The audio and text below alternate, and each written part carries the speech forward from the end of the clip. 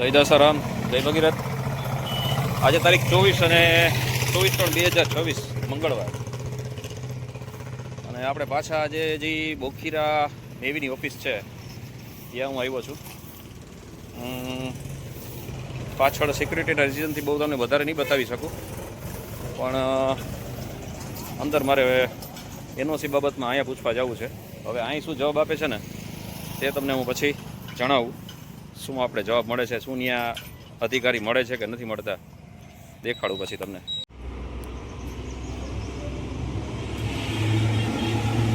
એક વાગી ગયો અને ગેટ ઉપરથી બે ત્રણ સાહેબારે વાત કરી, છેલ્લે પછી મેં કીધું સાહેબ હું મળ્યા વગર તો આજે નહીં જાઉં, કોક સાહેબારે મને વાત કરાવો તો જ આજ મારે અહીંથી જવું છે, ને કે મારે કોઈ પણ અધિકારી સાથે વાત કરવી છે। તો પછી એક ભાઈ સાથે મારે ગુજરાતી હતા, એની સાથે વાત થઈ, થોડીક વાર બેસીને વાત કરીએ, સામે જ ઓફિસ છે। તો એ અધિકારીએ મારી યારે વાત કરી, એને કીધું તમારી ફાઇલ મારી સામે પડી છે, પણ મેં કીધું સાહેબ 1 વર્ષ થઈ ગયું સામે પડી, એનો મતલબ કે 1 વર્ષથી તમે સામે જ પડી રાખી છે?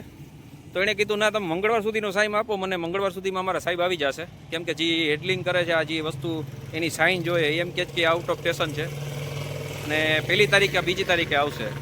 નકર મેં અટાણે અર્જુનભાઈ મોઢવાડીની ઓફિસે ફોન કર્યો હતો અને ત્યાંથી મને એવું કીધું કે કંઈ વાંધો નહીં, તમે બપોર પછી આવો અને આપણે કલેક્ટર ઓફિસે જઈને કલેક્ટરને મળીએ અને કલેક્ટર થ્રુ આ લોકોને પૂછાવીએ।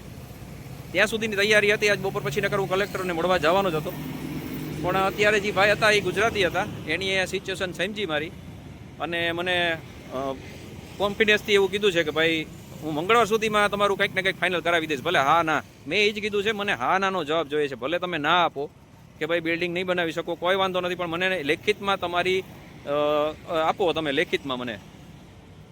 તો અત્યારે એવું કીધું છે કે મંગળવાર સુધી અથવા બુધવાર સુધી રાહ જુઓ, કેમ કે સાહેબ ત્યાં સુધીમાં આવી જાય, 1લી 2જી તારીખમાં સાહેબ આવવાના છે, એ પછી જ આપણું કંઈક સોલ્યુશન આવશે આનું।